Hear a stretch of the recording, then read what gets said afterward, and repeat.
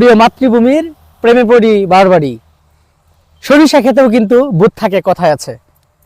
তবে এটা একটা উক্তি, কারণ বুঝবেন যারা এই উক্তিটি জানেন। যাই হোক, তারপরেও সেই ভূতের রাজ্যে চলে আসলাম। এত সুন্দর দেখেন, ফুটে আছে হলুদ বর্ণের যে একটা কালার আসছে, অসাধারণ। এখানে এসে আমি রাস্তা দিয়ে যাচ্ছিলাম, যদিও পাহাড়ের একটা ভিউ আছে পিছনে, অসাধারণ। মানে এই জমিটার পিছনে যে পাহাড়ের ভিউ, এটা হচ্ছে মেঘালয় রাজ্য, ইন্ডিয়া। আর এই পাশে হচ্ছে বাংলাদেশে মানে টোটাল যে এটা করছে, মানে তারা কৃষি বাইরা, মানে এত সুন্দর, মানে মন কেড়ে যাচ্ছে বারবার, যতবার মানে তাকাইতেছি ততবারই। আর হরু গাছের যে একটা সুগন্ধি এত মনোমুগ্ধকর, ও প্রাণ জুড়ায়। প্রিয় বন্ধুরা, এ হচ্ছে আমার গ্রাম বাংলা।